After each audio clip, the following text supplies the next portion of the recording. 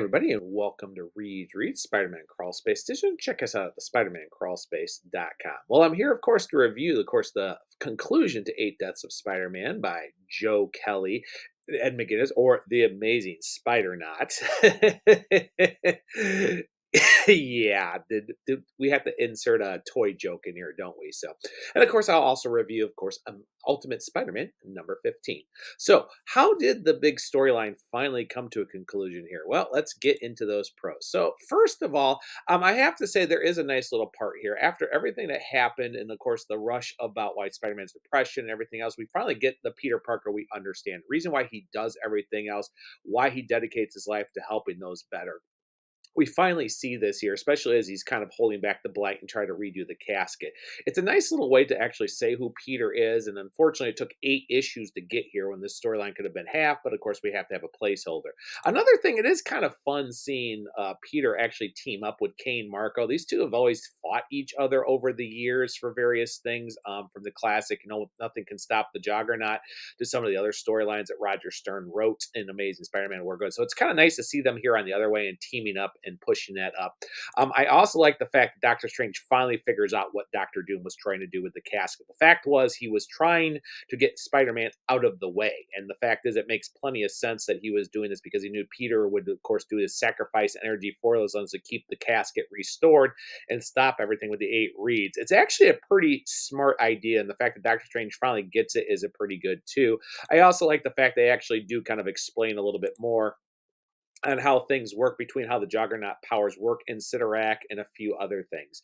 And I also like by the time at the end of this, Peter basically says, "Hey, I am just done with magic. I don't even want to do shows at kids trick, like pull a rabbit out of a hat or do a card, slay of hand," which Peter could definitely do and has done in the past.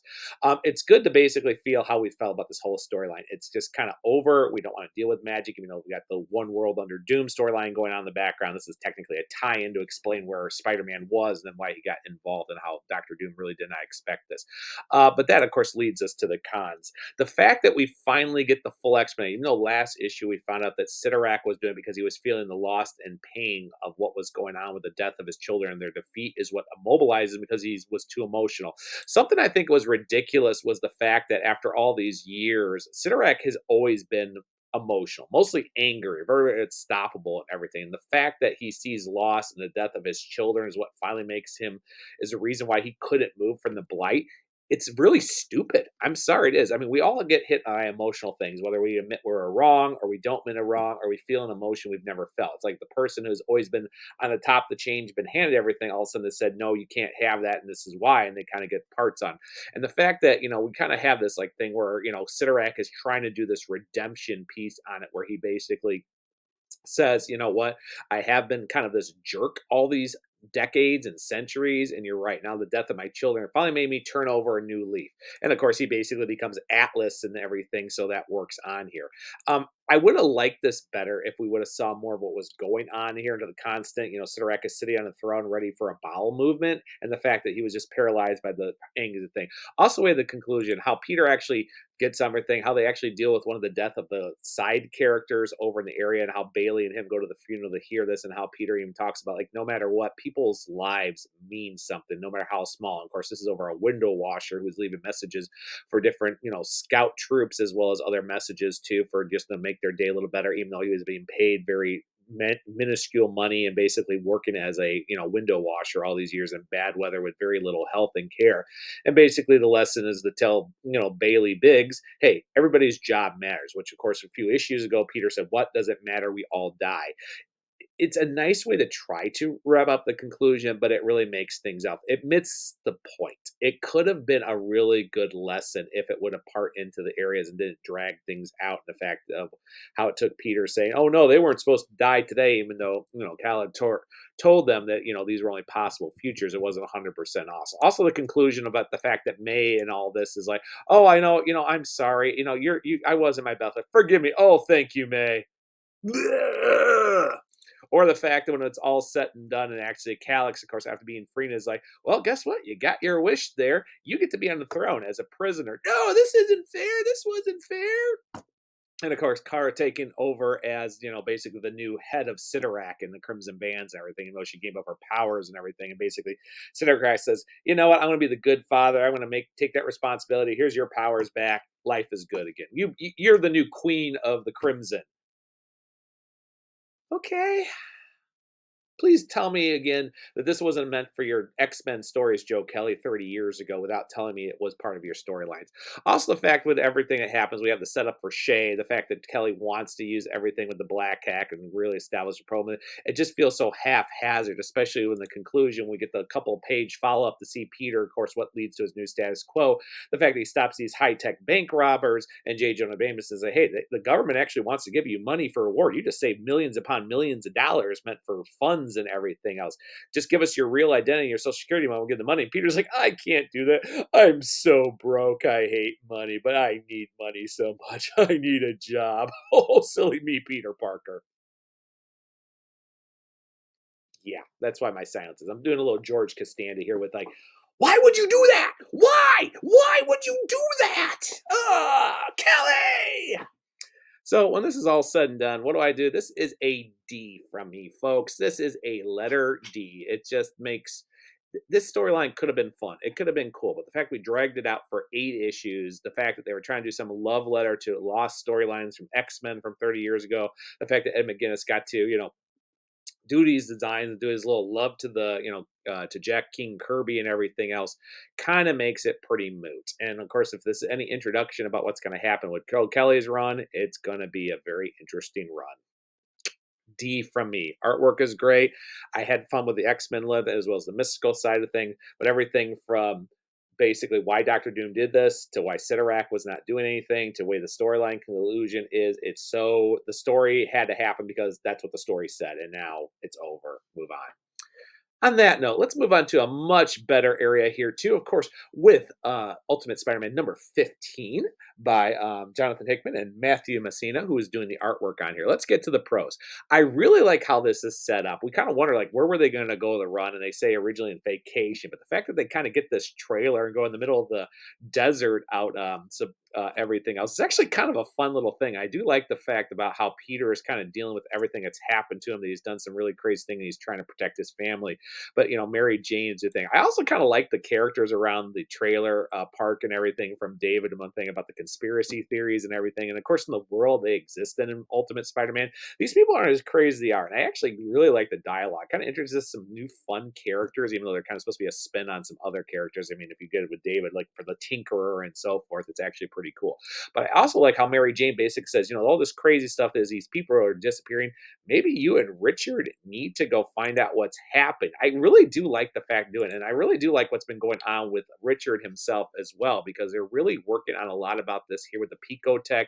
And I do like the fact that Peter is actually talking about the Pico Tech armor and about how it works. And we're still seeing those pieces of Venom. I do like the little spider robot kind of thing too. But the fact is, he says it right there in the dialogue, say, "I'm modeled after you to protect everyone and save everyone." And we know that's going to be a problem in the long run, but it's really cool. I also like the little pieces on here between Peter and Richard. We said for the first year that Richard seemed to be having a lot of issues, and there wasn't as much character development with him versus what was going on with May and Mary Jane and Jonah and Uncle Ben.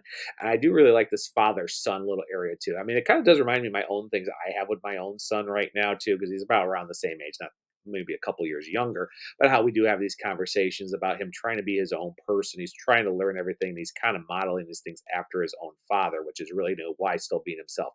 It's a really good thing, and it's part of Peter we've been missing for a long time, to actually see him dealing with this and his own son, and his fact he's following his footsteps with kind of a dangerous tech is really cool. I also like the way Hickman spins everything with the Sandman.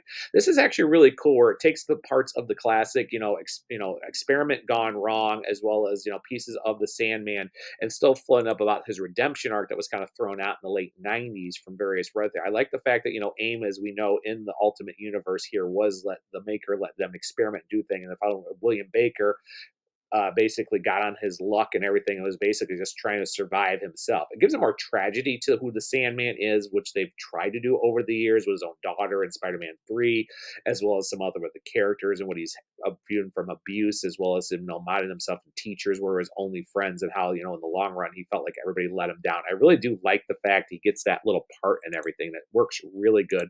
I also like to find out what's actually going on with Jonah and Uncle Ben, why they've been all going here with the Kingpin, and the fact that Kingpin's like, well, fine, I know it's you who are writing this, so this prove to you things. I'm going to actually kill every Ben Riley in the world until some things change. And it's a really cool thing about showing how Fisk actually is trying to play the long game on a lot of things here too, because he's trying to actually get his own way. He doesn't like, the Green Goblin and Spider-Man messing with his plan, but he's at the same time has no problem with the Maker and everything else too, which is kind of cool.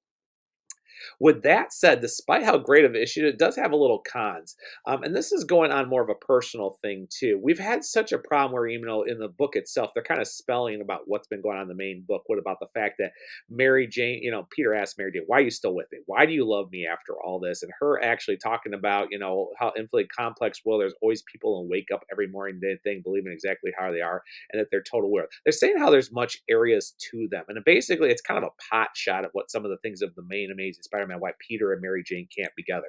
Same thing with Kingpin here. Despite the fact that he's doing this, he's had everything with the Maker. He is more than willing to like throw them under the bus for everything else, so he can kind of get away, because he actually wants. Um, Ben and Jonah to survive with everything else, as he says. I want you to do it to them. That way you'll be able to take out of the useful distraction about hiding thing. And as Ben says at the end, I look forward to that big day, because I'm going to write the obituary for the Maker and the Council. And you can quote me on that. It's a really cool spiel, but in a way, it kind of throws up thing. That fact is, things are going to go wrong, not just for, Ben and Jonah, but for the Kingpin himself. With the Sinister Six war going on, starting next issue with the fact you've had them go rogue like Craven and the Mole Man did, as well as Mysterio, what happened with the original Black Cat, the current Black Cat, as well as some of the other things we haven't even talked about with Mr. Negative. This is all going to blow up in Wilson Fisk's face, as well as things with the paper. It still makes it a really additional thing and a great little thing. It's very hard to find anything cons with this. So henceforth, I've given this puppy a fantastic A. It is a really good issue. The artwork by Messina is really good. It continues the storyline in a logical fashion. I clearly can't wait to see what's going to happen on the next step here with issue 16, as we get into the Sinister War of Mysterio, as well as the rest of the things that are going on. It really just makes a great tapestry of that. And with that said, guys, if you want to know more, please check us out at the SpiderManCrawlspace.com.